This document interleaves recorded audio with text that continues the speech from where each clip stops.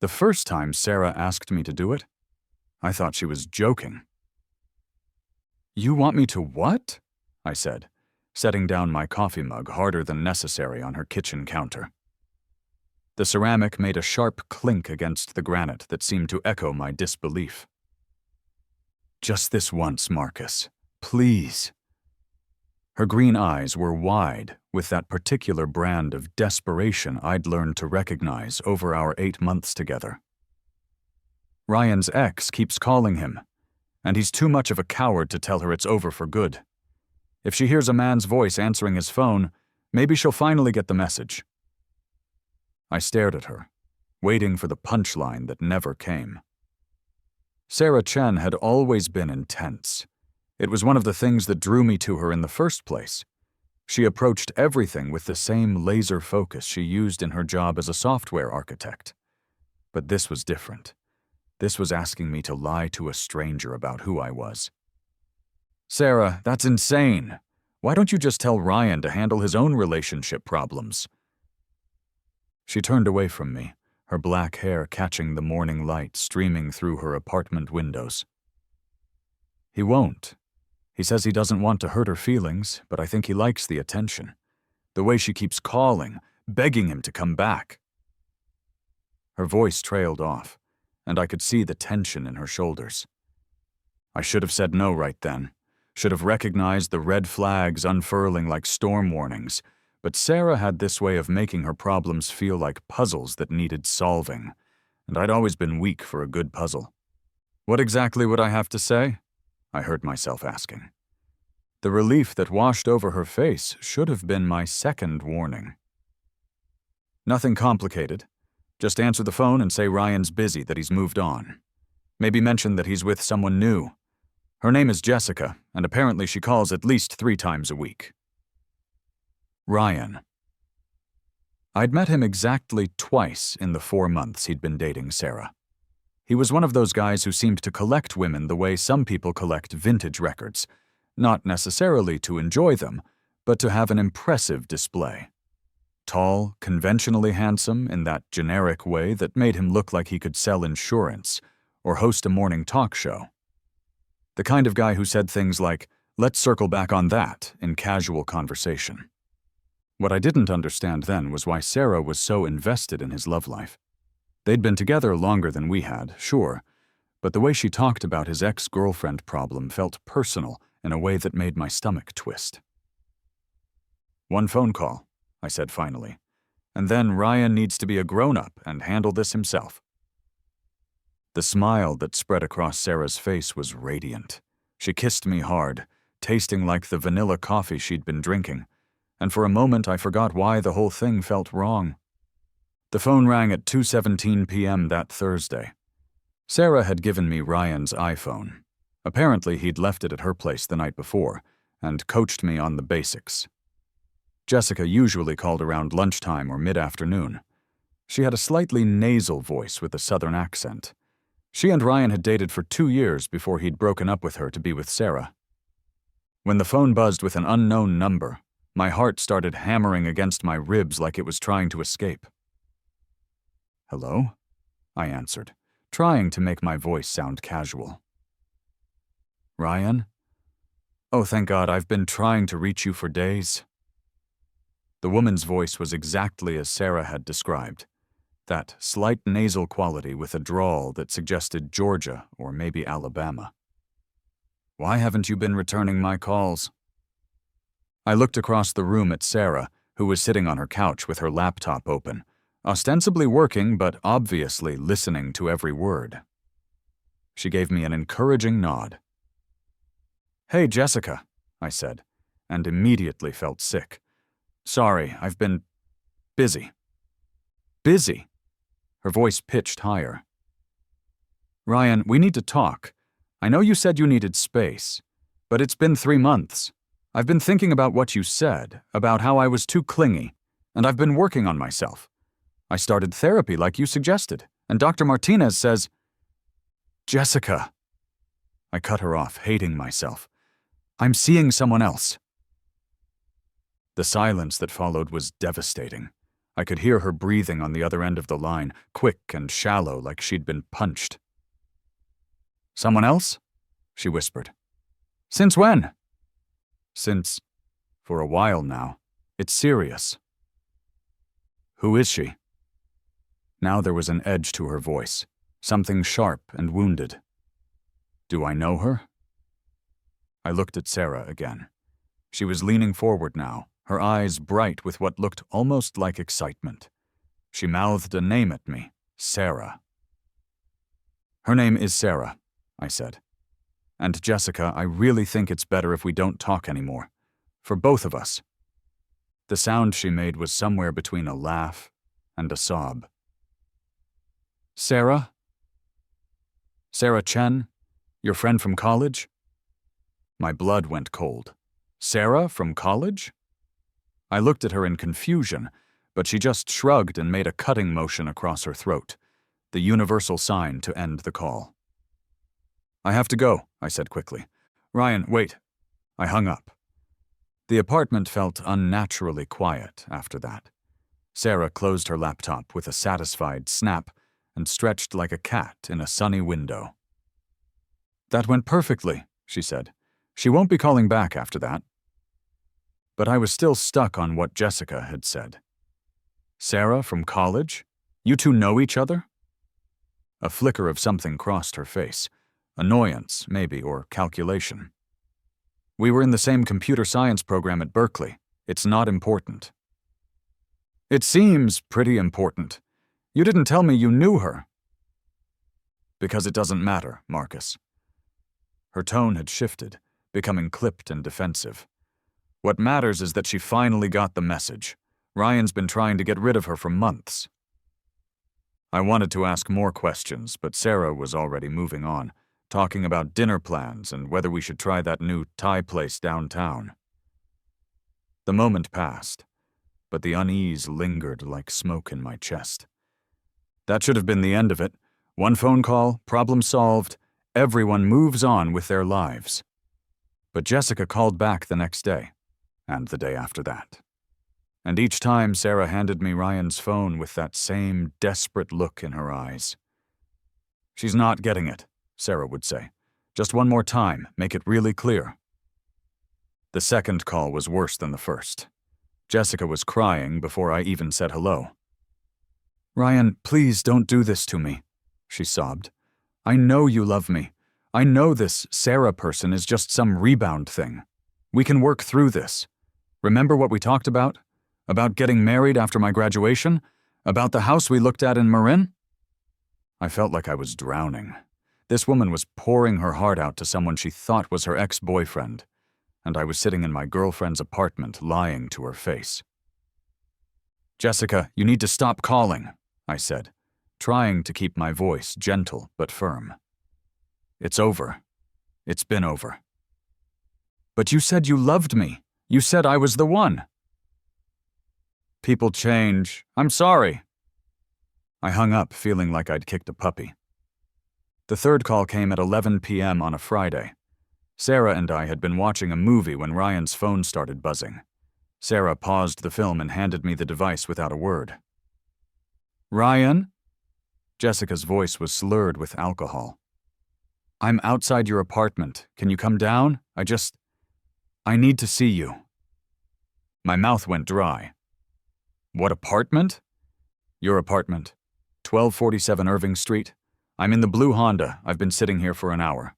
Please, just 5 minutes." I looked at Sarah in panic. 1247. Irving Street was Ryan's address. I'd been there for a party a few weeks earlier. "You need to leave," I said into the phone. "You can't just show up like this." "I can't lose you, Ryan. I can't. You're everything to me." The desperation in her voice was raw and jagged.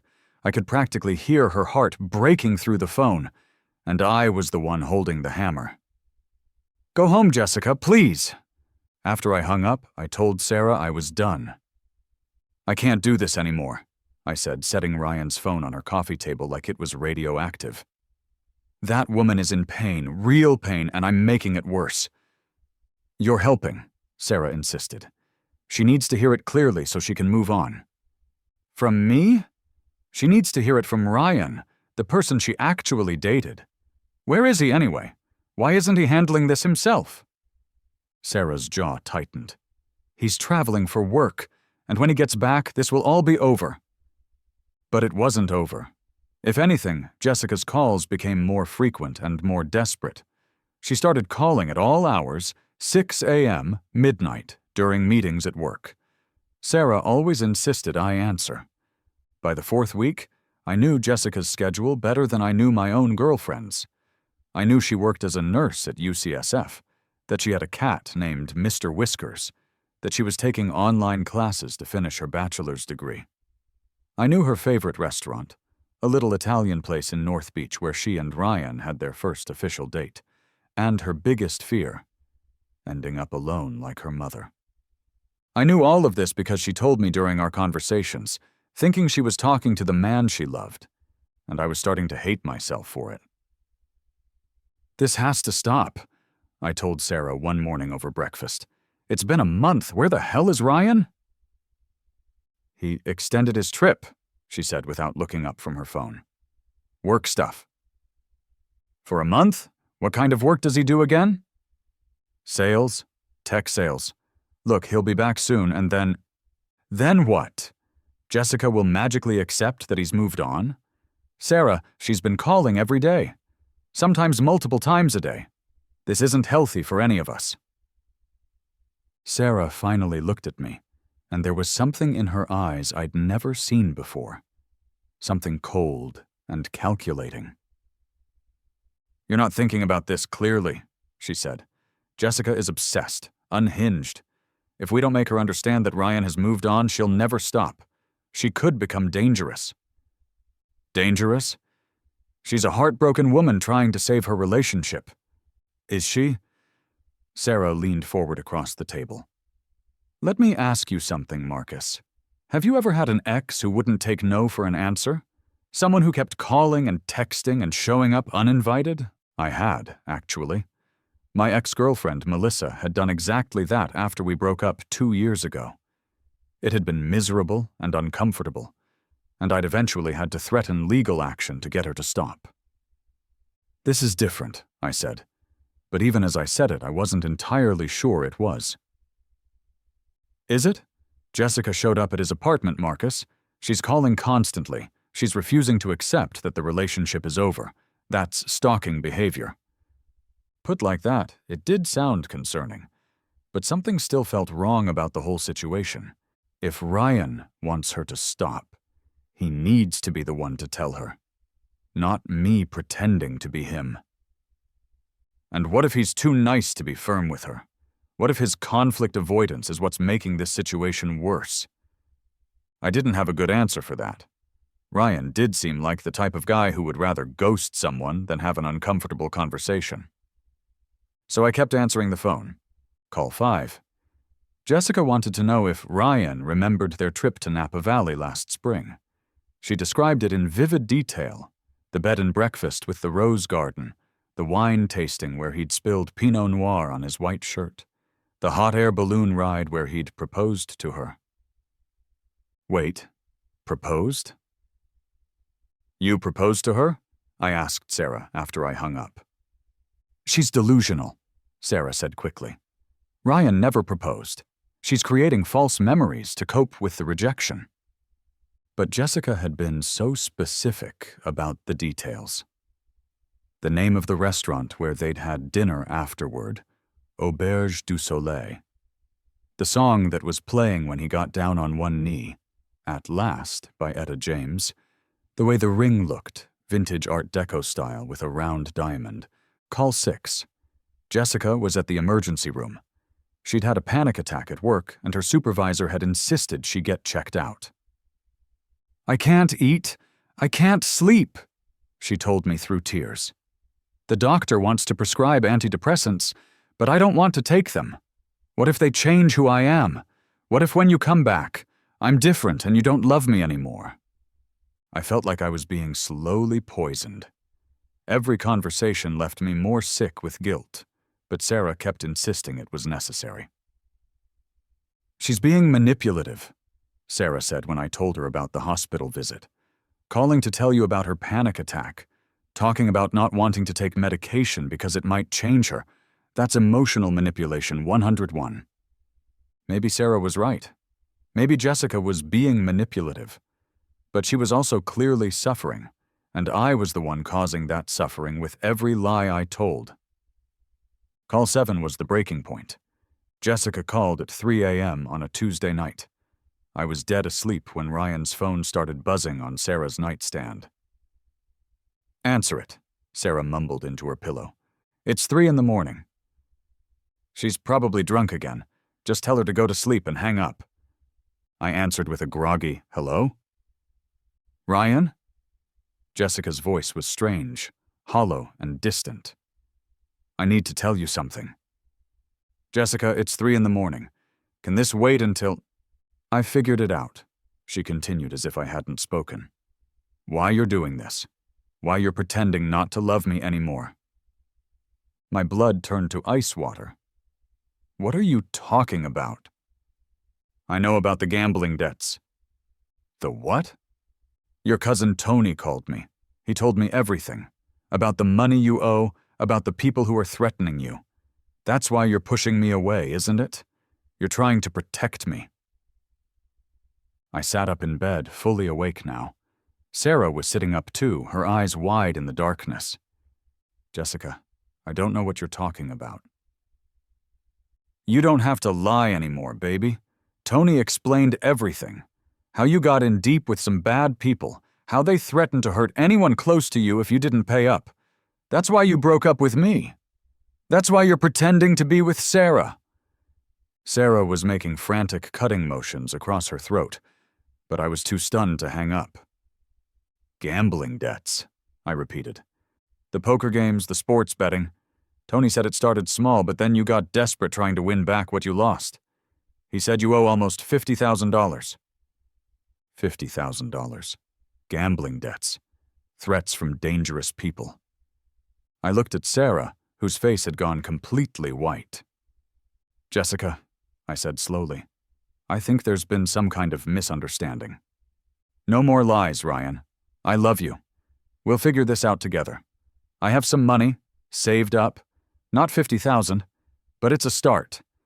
And my parents might be able to help." "You're willing to give me money?" I asked, feeling like I was falling down a rabbit hole. "Of course, that's what people do when they love each other. They help each other." After I hung up, Sarah and I sat in silence for a long time. "Gambling debts," I finally said. "She's delusional," Sarah said, but her voice lacked its usual conviction. Making up stories to explain why Ryan broke up with her. She mentioned a cousin named Tony. She was very specific about the details. Crazy people are often specific. It makes their delusions more believable. But I wasn't buying it anymore. Too many things didn't add up. Jessica knowing Sarah from college, the engagement ring story, and now gambling debts and a cousin named Tony. "Sarah, I need to ask you something, and I need you to be honest with me." She wrapped her arms around her knees, suddenly looking very young and very guilty. "Are you really dating Ryan?" The question hung in the air between us like a lit fuse. "Of course I'm dating Ryan," she said, but she wouldn't meet my eyes. "When was the last time you saw him?" "I told you, he's been traveling for work. For over a month, without video calls, without texts that you've shown me, without any proof that he even exists beyond his phone that he conveniently left at your apartment." Sarah was quiet for a long time. When she finally spoke, her voice was barely a whisper. "It's complicated. Uncomplicated." She took a shaky breath. "Ryan and we broke up 3 months ago." The words hit me like a physical blow. "What?" "But it's not over. Not really. He just needs some time to figure things out. He's confused about what he wants." "So you're not dating him?" "Not technically, but we're working through things. And Jessica calling all the time isn't helping. Every time he starts to come back to me, she pulls him back in with her neediness and her drama. I felt like I'd been living in a funhouse for the past month, where nothing was what it seemed. So when I've been pretending to be Ryan, telling Jessica that he's moved on with you, I've been trying to clear the path for us to get back together. Without her constant interference, Ryan would see that we belong together. And the gambling debts? The cousin Tony? Sarah's face crumpled. I don't know about any of that. Maybe she's lying, or maybe Ryan has problems I don't know about. I got up and started pacing her bedroom, trying to process what I'd just learned. Sarah, do you understand what you've asked me to do? You've had me lying to a woman who thinks she's talking to her boyfriend. A woman who's clearly going through hell because she doesn't understand why the man she loves suddenly doesn't want anything to do with her. She needed to let go. That wasn't your decision to make, and it sure as hell wasn't mine. I was trying to help everyone. Jessica needed closure, Ryan needed space from her constant calls, and I needed a chance to win him back. By using me as your puppet? Sarah started crying then, ugly sobs that shook her whole body. I love him, Marcus. I know that's not what you want to hear, but I do. And I thought, if Jessica finally moved on, Ryan would realize that I'm the one he wants to be with. I sat back down on the bed, suddenly exhausted. What about us? What about our relationship? I care about you, I do. But Ryan and I have history. We have a connection that... Stop! I held up my hand. Just stop. I looked at her, really looked at her, and saw a stranger. The woman I'd been dating for 8 months. The woman I'd been falling in love with was in love with someone else. Had been in love with someone else the entire time we'd been together. I need to know the truth, I said. All of it. Are you and Ryan actually broken up, or are you still seeing each other? We're broken up, officially. But he still calls sometimes, and we still... Still what? We still sleep together sometimes, when he's lonely or confused. The betrayal was like a knife between my ribs, sharp and breathtaking. So you've been cheating on me. It's not cheating if we're not really together. We've been together for 8 months, Sarah. We've said we love each other. I've been staying at your apartment 4 nights a week. But you knew. Deep down, you had to know that my heart wasn't fully available. I never tried to hide how I felt about Ryan. She was right, in a way. There had always been something held back in Sarah, some part of herself that she kept locked away from me. I'd told myself it was just her personality, that she was naturally guarded. But the truth was, she'd been saving that part of herself for someone else. I want Ryan's real phone number, I said. What? Why? Because I'm going to call him and tell him what's been going on. He deserves to know that his ex-girlfriend thinks he owes $50,000 to dangerous people. And Jessica deserves to hear the truth from the person she actually dated. Sarah grabbed my arm. You can't do that. If Ryan finds out what we've been doing, he'll think I'm crazy. He'll never want to get back together with me. Good. Maybe he shouldn't want to get back together with someone who would manipulate his ex-girlfriend like this. Marcus, please, I know I messed up, but you didn't just mess up, Sarah. You used me to torture an innocent woman. You made me complicit in your scheme to win back your ex-boyfriend. You've been cheating on me and lying to me for God knows how long. I stood up and started getting dressed. Where are you going? Home, to my apartment. To think about what kind of person I've been dating for the past 8 months. Don't leave, we can fix this. I turned to look at her one last time. She was sitting on her bed in her pajamas, tears streaming down her face, clutching Ryan's phone like a lifeline. No, I said, we can't. I didn't call Ryan that night. Instead, I lay awake in my own bed, staring at the ceiling and replaying every conversation I'd had with Jessica. Every lie I'd told, every time I'd broken her heart a little more. But I did call him the next morning. I'd gotten his real number from Sarah's phone while she was in the shower. It was under Rurts in her contacts. When he answered, he sounded exactly like I'd imagined. Casual, slightly confused about why a stranger was calling him. "Ryan, this is Marcus Chen. I was dating Sarah." "Oh, hey man, Sarah's mentioned you. What's up?"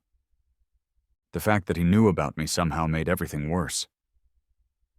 "I need to tell you something, and you're probably not going to believe it." I explained everything.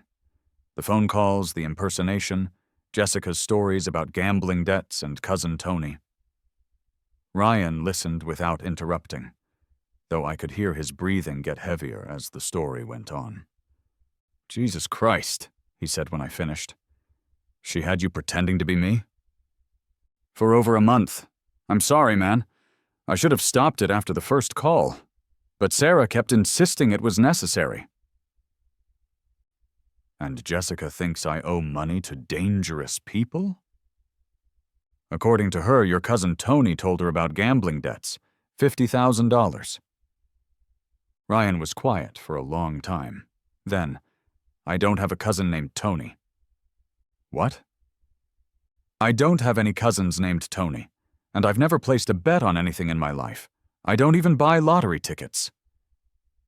A cold realization was creeping up my spine. "Then who called Jessica?" "I have no idea. But Marcus, there's something else you need to know. Sarah and I didn't break up 3 months ago." "What do you mean?" "I mean, we were never really together. We hooked up a few times over the past year, but I was always clear that I was still in love with Jessica. Sarah knew that. I told her from the beginning that Jessica and I were just taking a break to work on some things." The room seemed to tilt around me. "A break?" "Jessica and I have been together for 2 years. We hit a rough patch last fall. Stupid stuff, communication issues, that kind of thing. So we decided to take some time apart to figure out what we wanted. But we've been talking through things, working with a couples counselor. We were planning to get back together next month." "But Jessica said you broke up with her. She said you told her you needed space." "I never broke up with her. We agreed to take a 6-month break to work on ourselves individually. Sarah knew this.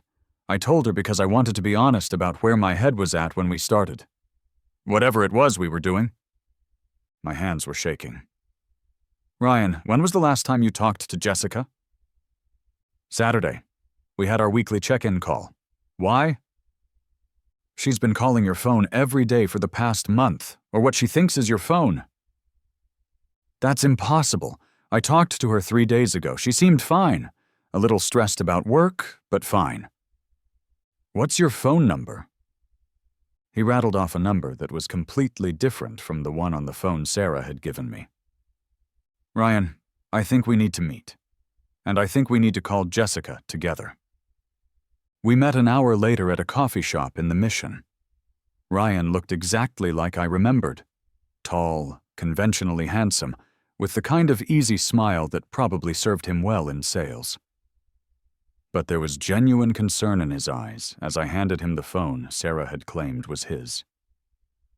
"I've never seen this phone before in my life," he said, examining it. "Check the call log." He scrolled through weeks of calls to and from Jessica's number, his frown deepening with each entry. "This is insane. Someone's been calling Jessica pretending to be me?" "For over a month, and from what she told me last night, someone also called her pretending to be your cousin Tony." "With a story about gambling debts?" "Exactly." Ryan set the phone down on the table between us like it was a bomb. Who would do something like this? But I was starting to have a terrible suspicion. All those details Jessica had shared during our calls, details about their relationship, their trips, their plans, details that were too specific and too accurate to be delusions. "Ryan, tell me about your engagement." "My what?" "Jessica mentioned that you proposed to her. In Napa Valley, at a bed and breakfast with a rose garden, during a hot air balloon ride."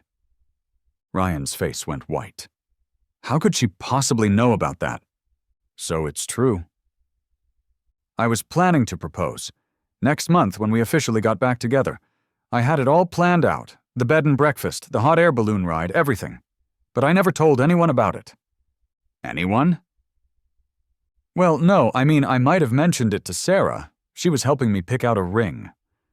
The pieces were falling into place like dominoes, each one hitting the next in a chain reaction of revelation. She was helping you pick out a ring? Yeah, she has good taste in jewelry, and she knows Jessica from college, so she had insights into what Jessica might like. What kind of ring? Vintage Art Deco style, round diamond. Sarah found it at this estate jewelry place in Sausalito. I felt sick. Ryan, I think Sarah's been lying to all of us. We called Jessica from Ryan's real phone, putting it on speaker so I could hear both sides of the conversation. Ryan! Jessica's voice was bright with relief. Oh my God, I've been so worried. Are you okay? Are you safe? I'm fine, baby, but I'm confused. Tony called you? Your cousin Tony, yes. He told me about the gambling debts, about the dangerous people who were threatening you. He said that's why you've been pushing me away, why you've been pretending to be with Sarah. Jess, I don't have a cousin named Tony. Silence. What do you mean? I mean, I don't have any cousins named Tony, and I've never gambled in my life. And I'm not pretending to be with Sarah. I told you, we hooked up a few times, but it didn't mean anything. But someone's been calling me. Someone who sounded just like you. Telling me that you'd moved on. That you were serious about Sarah. That wasn't me. I could hear Jessica starting to cry. Then who was it? Ryan looked at me across the table. I nodded. Jessica, there's someone here who needs to talk to you. His name is Marcus. I took a deep breath. Hi, Jessica. Who is this? I'm the person who's been pretending to be Ryan on the phone. The silence that followed was deafening. You're not Ryan? No, I'm sorry. I'm so sorry. But you sounded just like him. You knew things about our relationship.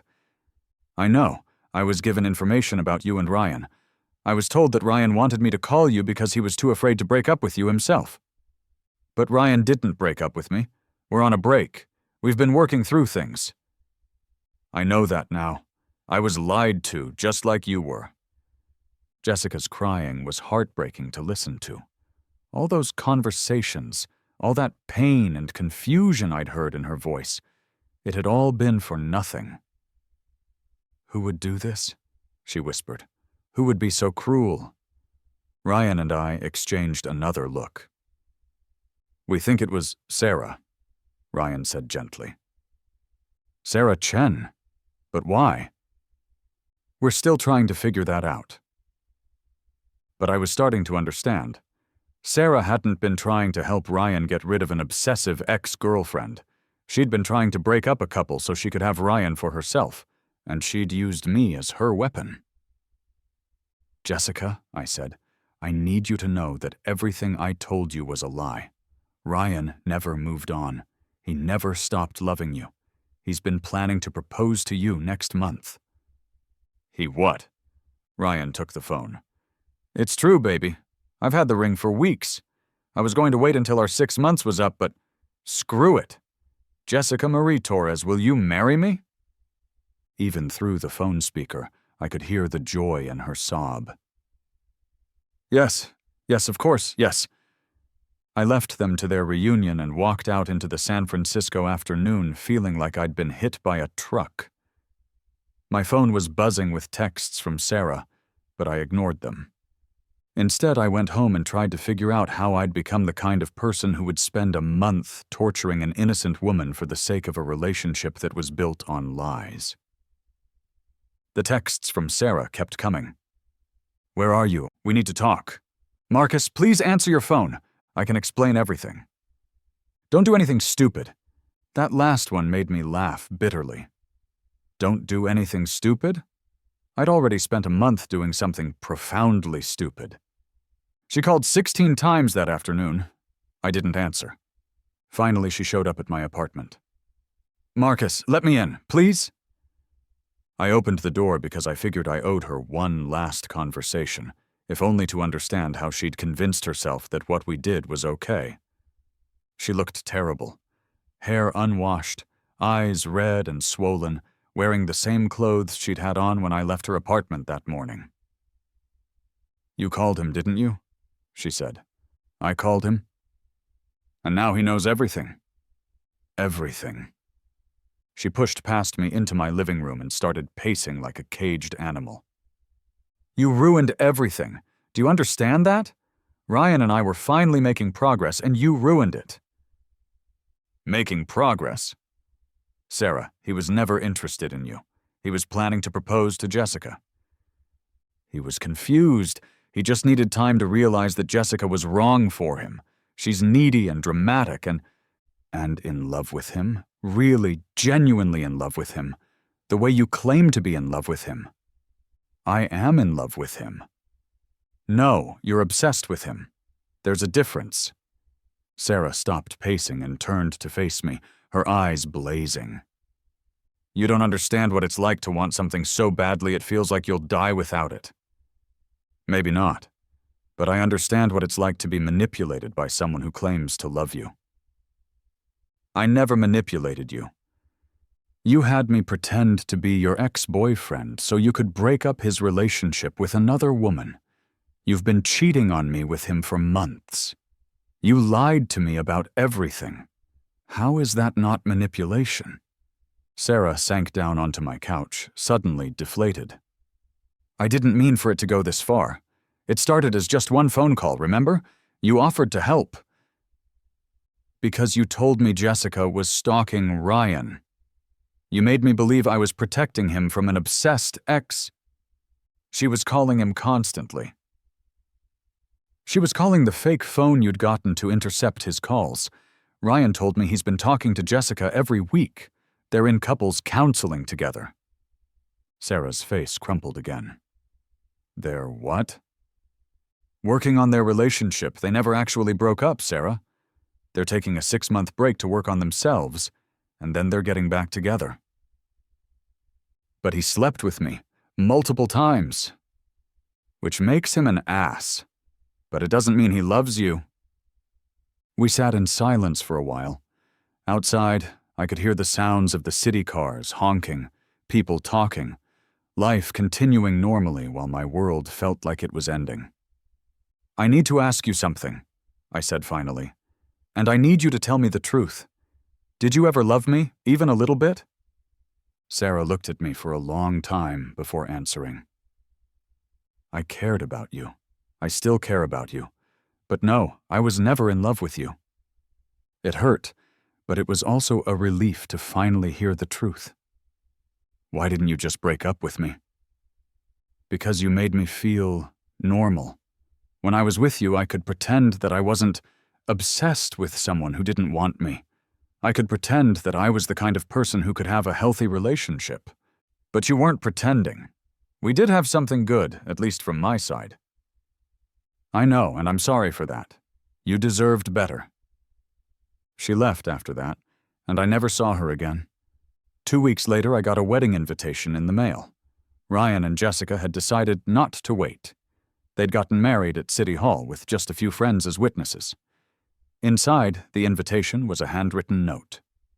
Marcus, thank you for telling us the truth. It couldn't have been easy, but it was the right thing to do.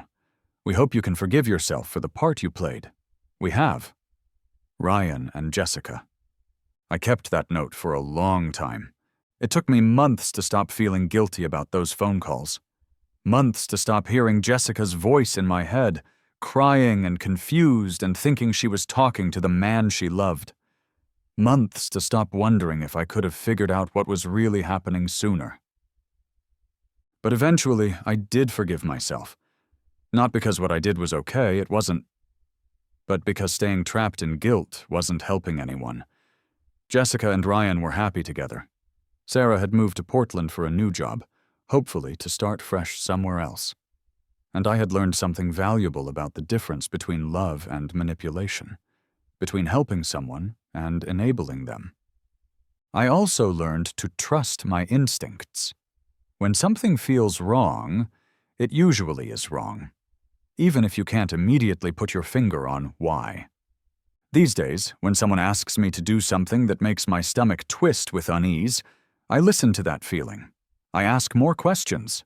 I dig deeper into motivations and explanations that don't quite add up. And I never, ever agree to pretend to be someone else on a phone call. Some charades aren't worth performing, no matter how much you love the person asking you to dance.